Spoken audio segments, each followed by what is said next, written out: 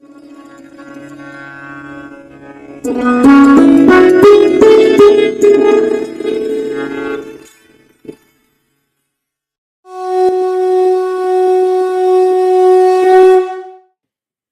माता और बंधुओं, अब एक भजन होगा और भजन के साथ साथ सभी भाई बहन अपने अपने इष्ट को याद करेंगे, ध्यान करेंगे उनका। हमारा रास्ता ध्यान योग, ध्यान योग का है। और ध्यान को कैसे अपनी जिंदगी में जोड़ते हैं, ये जानना बहुत जरूरी है। कैसे जुड़ेंगे, कैसे बढ़ेंगे इस रास्ते के अंदर, कैसे अपने जीवन को सफल बनाएंगे, बहुत जरूरी है जानना।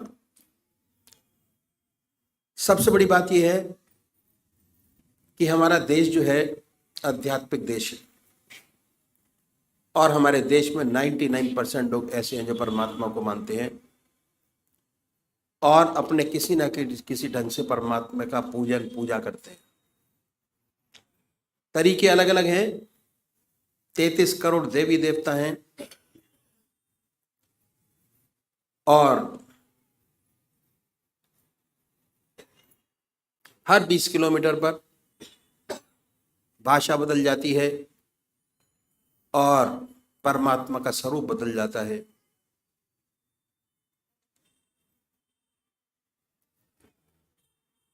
तो हम सब लोग जानते हैं कि परमात्मा ने हमें विवेक बुद्धि दी है, कर्म करने का अधिकार दिया है। बाकी 84 लाख योनियां भोग योनियां हैं।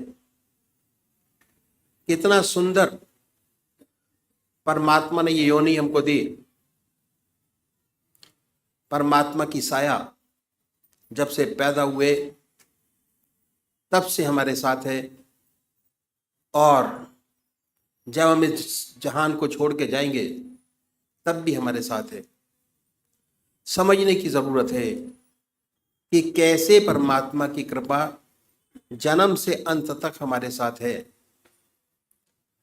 और ये मनुष्य जीवन के अंदर ही समझा जा सकता है और कोई योनि ऐसी नहीं है जो समझा सकती हो।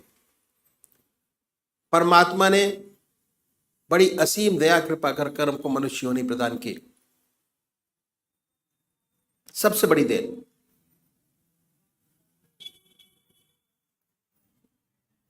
और हमारे सामने हमारे कर्म जो हम पहले जन्म में करके आए, कितने जन्मों के सत्कर्म हैं हमारी आत्मा के साथ, वो ये प्रदर्शित करता है कि हमको परमात्मा ने फ्री कर दिया। बिल्कुल सब कुछ किया जा सकता है और जो आज कर रहे हैं उसका फल भोग आगे प्राप्त करेंगे। तो इसलिए जिस कर्म को पहले करके आए, अगर उसी कर्म को बढ़ाएंगे, हमारा जीवन बड़ा सुंदर, और ये जीवन क्या अगले जो जीवन होंगे वो भी बड़ी सुंदर और सुखद पूर्ण व्यतीत होंगे। ये तो हो गई, present will be very good. तो सबसे पहले हमको क्या करना है, हम मंदिर जाते हैं, भजन करते हैं, कीर्तन करते हैं, आरती करते हैं। ये पहले तरीके की पूजा है, फर्स्ट स्टेप ऑफ पूजा। मंदिर जाना, भगवान जी को जल चढ़ाना और भगवान जी को नहलाना, उनके कपड़े बनाना, भक्ति भाव, फर्स्ट टाइम पूजा पहली। इसका फायदा बहुत जबरदस्त है, पर यह शारीरिक पूजा है। मन अपने काम में लगा रहता है और शरीर मंदिर जाते हुए आते हुए और उस समय भी स्थिर नहीं हो पाता। दूसरा तरीका है ध्यान योग, आनंद योग, सहज योग, मानसिक पूजा, मन से। उसमें शरीर तो इन्वॉल्व होता ही है, साथ साथ मन के अंदर ये धारणा रहती है कि हमारा इष्ट हमारे सामने विद्यमान है, और कंसंट्रेशन हमारा जो पहली पूजा है उससे थोड़ा अधिक बनना शुरू हो जाता है। हमारा रास्ता ध्यान योग का दूसरे नंबर का तरीका है, जिसमें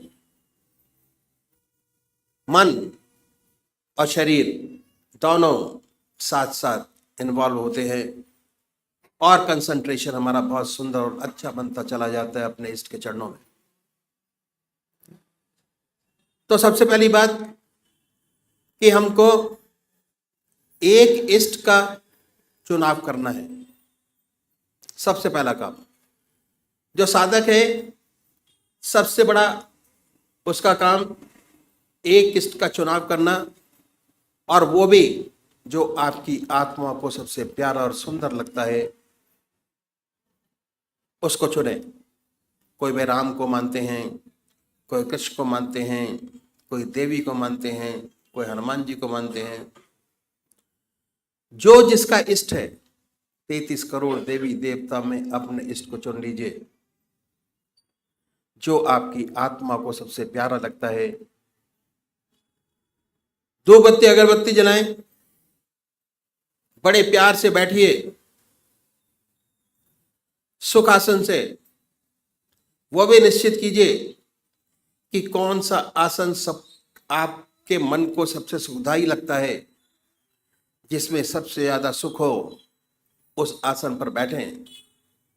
उसके बाद धूप बत्ती अगरबत्ती जलाएं, धूप दीप करें, वातावरण शुद्ध करें, मन प्रसन्न हो। उसके बाद बड़े प्यार से बैठिए। अगर कोई भजन आपको आता है तो गाइए, नहीं आता तो भावना बनाएं। उसके बाद ये महसूस करें कि जो हमारा परमात्मा है, जिसमें परमात्मा की सबसे ऊंची भावना डाली हुई है, जो आपकी आत्मा को सबसे प्यारा लगता है, उसको ये महसूस करें कि वो हमारे सामने विद्यमान है, आपके सामने सह शरीर बैठा हुआ है। अब वो फोटो में नहीं है, मूर्त में नहीं है, सह शरीर हमारे सामने मौजूद है।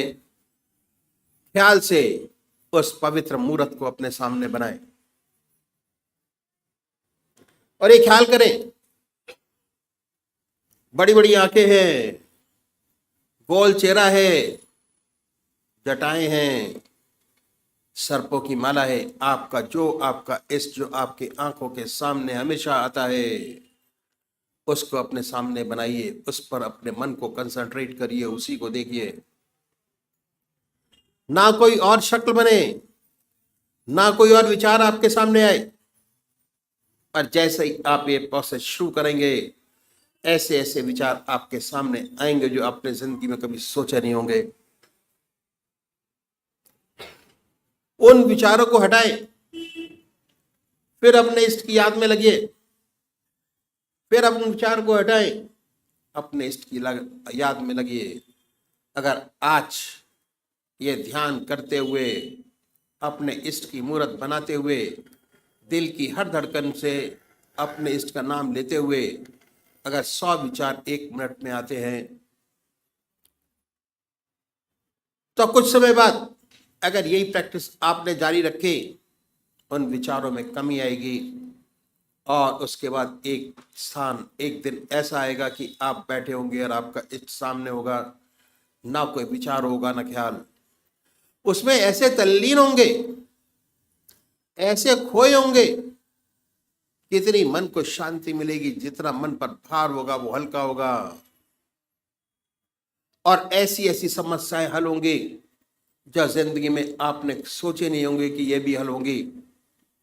बहुत सुंदर समा होगा, बहुत मन खुश होगा, मन खुश, आत्मा खुश, प्रसन्नता ही प्रसन्नता है, समाज खुश।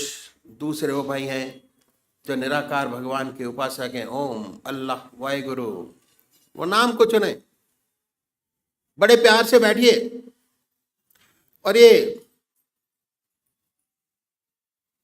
सुखासन से और ये ध्यान कीजिए कि हमारे मन से ओम नाम निकल रहा है, या जो नाम आपने चुना है वो निकलता है और वाइब्रेट करता है पूरे शरीर के अंदर। उसके वाइब्रेशंस को महसूस करें, उसकी प्रेजेंस को महसूस करें और उसके आनंद से आनंदित होइए। ये पूरा रास्ता ध्यान योग का आनंद ही आनंद का है। बस थोड़ा समझने की जरूरत है।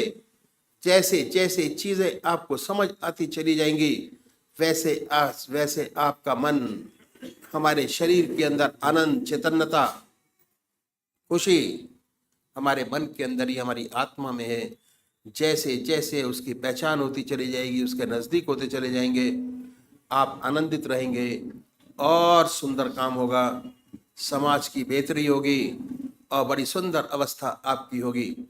तो अभी एक भजन होगा और भजन के साथ साथ सभी भाई बहन अपने अपने इष्ट का ध्यान करेंगे।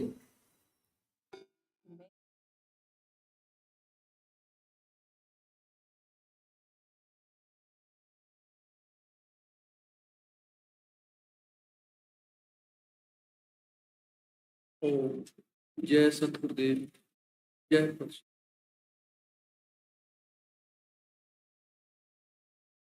शत शत तुमको प्रणाम,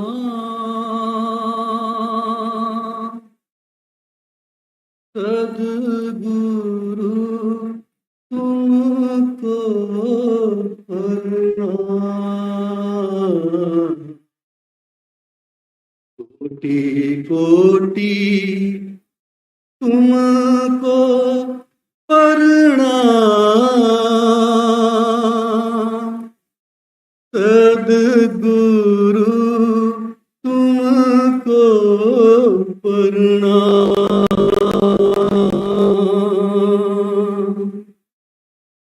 हम आए हैं शरण तिहारी, हम आए हैं शरण तिहारी।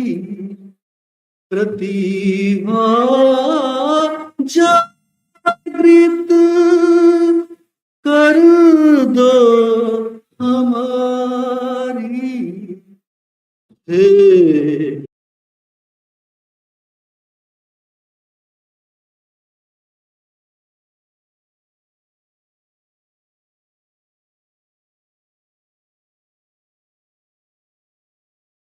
ओम जय सतगुरुदेव, जय परशुराम।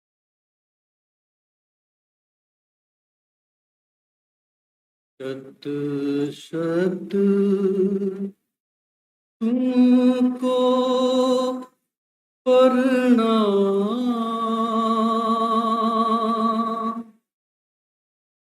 सद्गुरु तुमको प्रणाम। कोटि कोटि तुमको प्रणाम,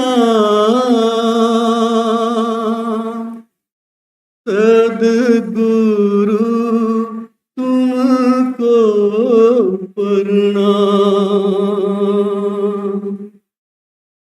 हम आए हैं शरण तिहारी, हम आए हैं शरण तिहारी। प्रतिभा जागृत कर दो हमारी, हे करुणा के धाम, सत सत तुमको प्रणाम, कोटि कोटि तुमको प्रणाम, सद्गुरु तुमको प्रणाम, कोटि कोटि तुमको प्रणाम, सद्गुरु तुमको प्रणाम। उर में ज्ञान का दीप जला दो, उर में ज्ञान का दीप जला दो, मन में श्रद्धा अब जगा दो, सब हो पूर्ण काम, सत सत तुमको प्रणाम, कोटि कोटि तुमको प्रणाम, सद्गुरु तुमको प्रणाम। माया तुमको दूर करा दो, माया तुमको दूर भगा दो, ज्योति अखंड जला दो, अंतर ज्योति अखंड जला दो, उर में आया सद्गुरु तुमको प्रणाम, कोटि कोटि तुमको प्रणाम, सद्गुरु तुमको प्रणाम, कोटि कोटि तुमको प्रणाम, सद्गुरु तुमको प्रणाम।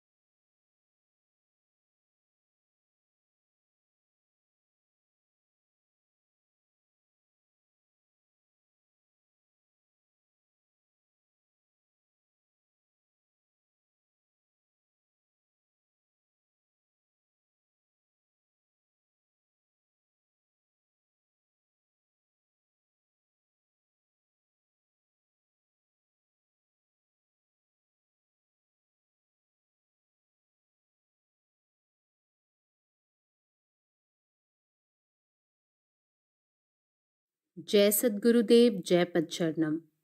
अष्टावक्र गीतामृत अष्टदशो अध्यायः शांति 20। अकर्तृत्वं भोक्तृत्वं स्वात्मनो मन्यते यदा तदा क्षीणः भवन्त्येव समस्ताश्चित् वृत्तयः। जिस काल में पुरुष अपने को अकर्ता और अभोक्ता मानता है, उसी काल में उसके चित्त की सकल वृत्तियां नष्ट हो जाती हैं। परंतु जब तक अपने को कर्ता मानता है और कर्म के फल के भोगने की लालसा करता है, उसके चित्त में अनेक वृत्तियां उदित होती रहती हैं और वह दुख सुख के बंधन में फंसा रहता है। अकर्ता और अभोक्ता की ही संपूर्ण वृत्तियों का निरोध हो जाता है और वह परम शांति को प्राप्त होता है। केवल अकर्ता अभोक्ता निश्चित करने से ही मनुष्य के चित्त की वृत्तियों का अभाव नहीं हो पाता, क्योंकि बद्ध ज्ञानियों के चित्त की वृत्तियां विषयों में लगती रहती हैं। जब तक निश्चय परिपक्व न हो जाए और उसकी झलक आचरण में न उतर आए, केवल अपने को अकर्ता और अभोक्ता मान लेने से जीवन मुक्त अवस्था प्राप्त नहीं होती। जिनके हृदय में विषयाकार वृत्तियां उदय होती हैं, उनके यह जानते हुए भी कि आत्मा अकर्ता और अभोक्ता है, इस अनुपम ज्ञान में अटल स्थिति प्राप्त नहीं होती। इसलिए ऐसे व्यक्तियों को बद्ध ज्ञानी की संज्ञा दी जाती है। जिस विद्वान ज्ञानी का यह परिपक्व निश्चय है कि मैं अकर्ता हूँ, अभोक्ता हूँ, उसका मन कभी स्वप्न में भी विषयों की तरफ नहीं जाता है और उसकी विषयाकार वृत्ति कदापि नहीं उदय होती है। और जिसका निश्चय परिपक्व नहीं है, अर्थात जो बद्ध ज्ञानी है, वह लोगों को सुनाता है कि मैं अकर्ता हूँ, अभोक्ता हूँ, परंतु भीतर से उसकी विषयों की तरफ बगुले की दृष्टि रहती है। जैसे बगुला आंखें मीचे एक टांग से खड़ा रहता है जब तक मछली पास न आ जाए, और जैसे ही मछली पास आ जाती है, बगुला फौरन उसको चट कर जाता है। वैसे ही बद्ध ज्ञानी भी तब तक ही अकर्ता और अभोक्ता बना रहता है जब तक विषय रूपी मछली उसे दिखाई नहीं देती है। जब विषय रूपी मछली उसके सामने आ जाती है, तुरंत ही वह कर्ता और भोक्ता होकर उसको खा जाता है। ऐसे बद्ध ज्ञानी शैतान के स्वरूप हैं, जो धर्म एवं वेदांत के नाम पर कालिक हैं। भगवान कृष्ण के नाम पर जिनको समझना उनकी बुद्धि के परे है, तरह तरह के ढोंग और व्यभिचार के तरीके रचते हैं। ऐसे किताबी ज्ञानियों से वह अनपढ़ जो सदाचार युक्त जीवन व्यतीत करते हैं और प्रभु की याद में लगे रहते हैं, कहीं ऊंचे और बंधन मुक्त हैं। All the modifications of the mind are destroyed when a man realizes and earnestly practices that he himself is neither the doer nor the enjoyer. उच्च श्रृंखलाप्याकृतिका स्थितिर्धीरस्य राजते न तु संस्पृह चित्तस्य शांतिर्मूढ़स्य कृत्रिमा। महर्षि अष्टावक्र जी महाराज कहते हैं, हे जनक, जो पुरुष निस्पृह है, उसकी स्वाभाविक स्थिति भी आकर्षक एवं शोभायुक्त होती है, क्योंकि उसमें कोई बनावट नहीं होती। बद्ध ज्ञानी जो अंदर से इच्छाओं से व्याकुल रहता है और ऊपर से चंदन लेप, तिलक, जटाओं और वेशभूषा द्वारा बनावटी शांति प्रकट करने की चेष्टा करता रहता है, शोभायमान नहीं होता। The natural living and conduct of a realized soul shines, being free from any motive and pretense, but not the artificial living of the deluded one, whose mind is attached yet pretends to be calm and serene outwardly. विलसन्ति महाभोगैर विशन्ति गिरिगह्वरान् निरस्तकल्पनाः धीराः अबद्धाः मुक्तबुद्धयः। जीवन मुक्त पुरुष कभी कभी तो परिवार में अथवा संसार में सर्वसाधारण की तरह रहता हुआ जल में कमल की तरह पाया जाता है, और कभी कभी गहन जंगलों में पहाड़ों की कंदराओं में दिखाई पड़ता है। The realized soul remains the same and unaffected under all conditions. Sometimes he is found in the midst of glories of Grihastha life, but unattached like a lotus, and sometimes in a dense forest, retiring into mountain caves. श्रोत्रियं देवतां तीर्थमङ्गनां भूपतिं प्रियं दृष्ट्वा सम्पूज्य धीरस्य न कापि हृदि वासना। हे प्रिय जनक, जो आत्म साक्षात्कार प्राप्त ब्रह्मवेता है, उन्हें इंद्र, सूर्य, अग्नि आदि देवताओं की, गंगा, मथुरा, अयोध्या, काशी, त्रिवेणी, रामेश्वरम, पुरी, द्वारका, बद्रीनाथ इत्यादि तीर्थों की पूजा करने से किसी प्रकार की कामना उत्पन्न नहीं होती है, क्योंकि वे निष्काम हैं। सुंदर स्त्री, पुत्रादिकों के प्रति और राजा को देखकर भी उनके चित्त में कोई लालसा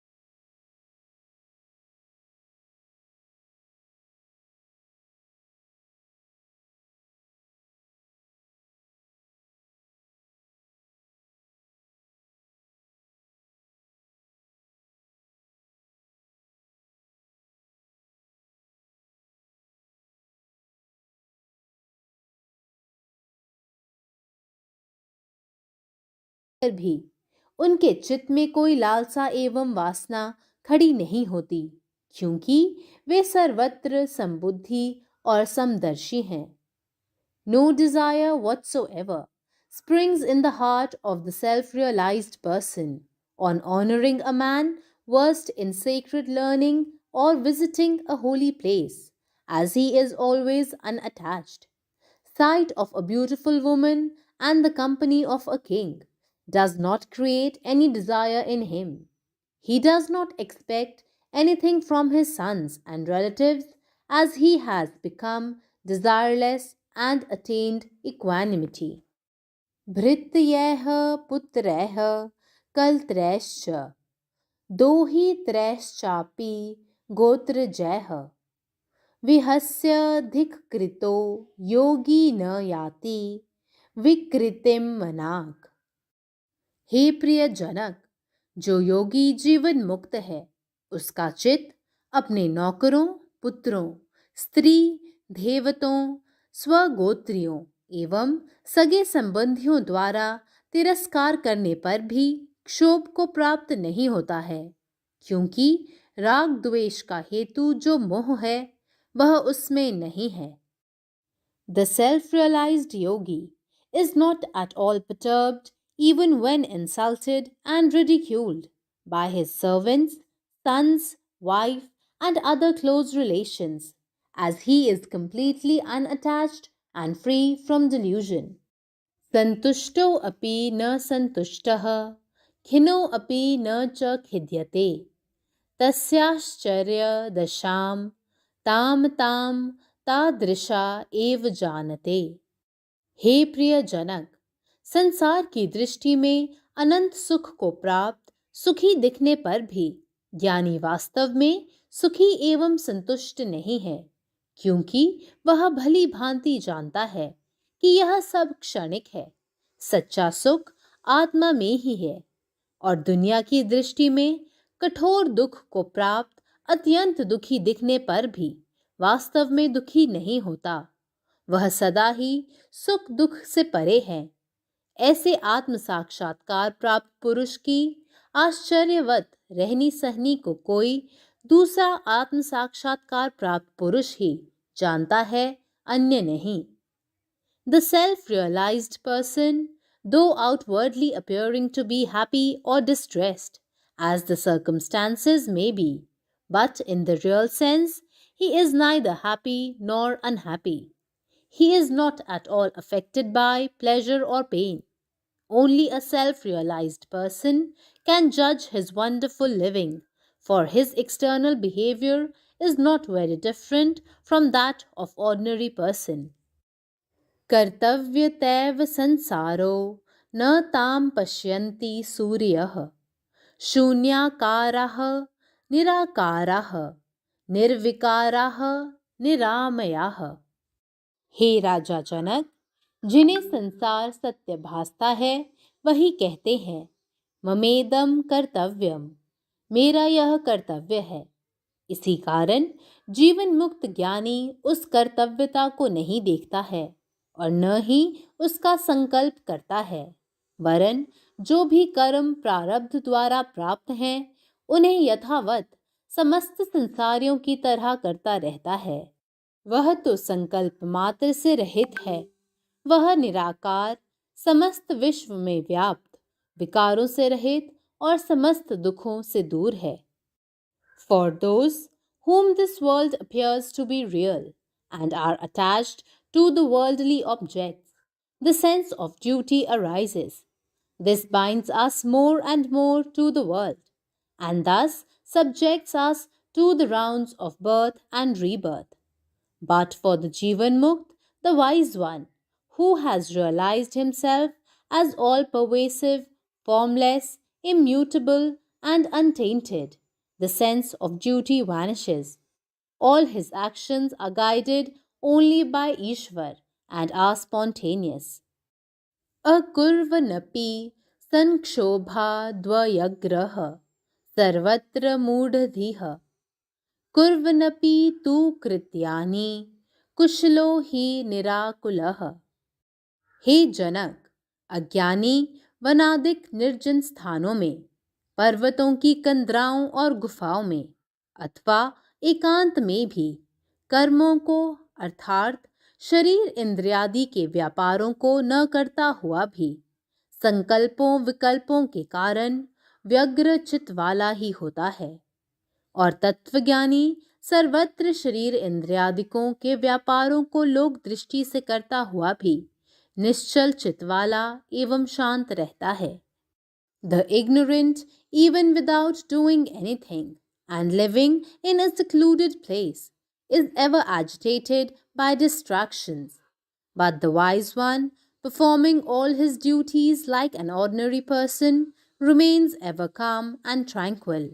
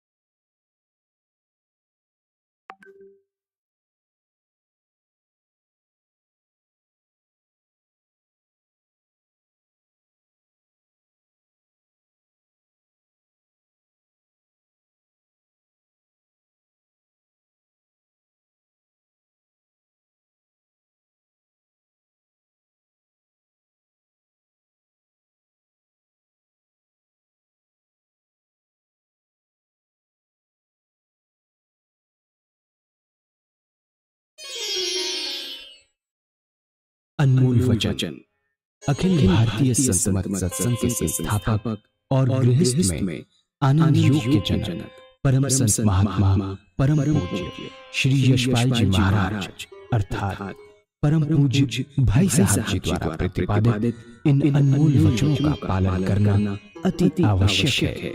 ये वचन हमारी गृहस्थ आध्यात्मिक साधना के लिए मूलभूत सिद्धांत हैं, जो इस प्रकार हैं। हम दुनिया की हर चीज की कीमत आंकते हैं, अपने मानव जीवन की कीमत भी जाने व परमात्मा की प्राप्ति हेतु साधना करें।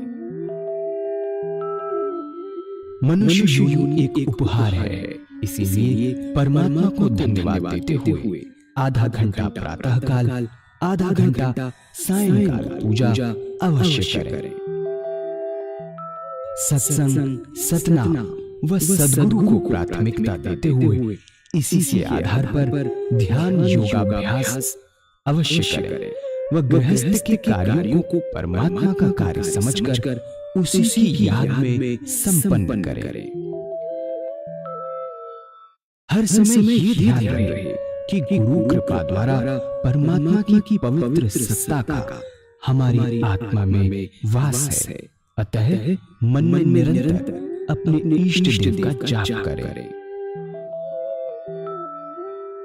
मान सम्मान की इच्छा न करें व अपमान से दुखी न हो। परमात्मा के अतिरिक्त किसी और का भय न करें। दूसरों की बुराई न करें, न सुने, सत्य व मधुर बोले, अश्लील शब्द मुंह से न निकाले, सभी से नम्रतापूर्ण व सुंदर व्यवहार करें। धर्म पत्नी के अतिरिक्त अपने से बड़ी से माता जैसा, बराबर की से बहन जैसा व छोटी से पुत्री जैसा व्यवहार करें। सांसारिक जीवन यापन की आवश्यकताएं अंतहीन है, इसीलिए अधिक से अधिक समय सत्संग में व धन परोपकार में खर्च करें। याद रखें, न स्त्री माया है, न धन दौलत, न ही परिवार। माया वह है जो हृदय को परमात्मा से दूर हटा दे। अतः निरंतर सत्संग और सद्गुरु की शरण में रहने का प्रयास करें। भोजन अपने इष्ट को अर्पण कर प्रसाद रूप में परमात्मा की याद में करें। रात्रि में सोने से पहले अच्छे बुरे कार्यों का आत्मनिरीक्षण कर उसका समुचित पश्चाताप करते हुए ध्यान करें व प्रभु की गहरी याद में ही विश्राम करें। परमात्मा तू ही है, तेरी इच्छा पूर्ण हो।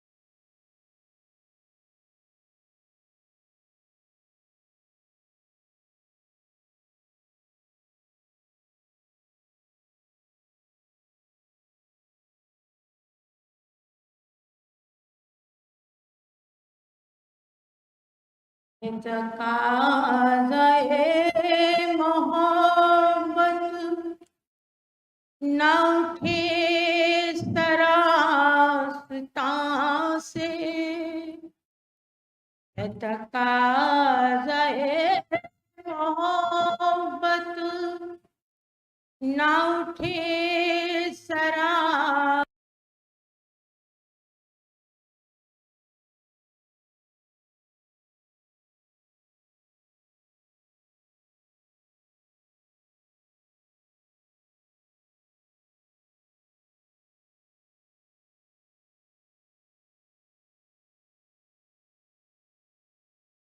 आस्तां से, तकाज़ए तका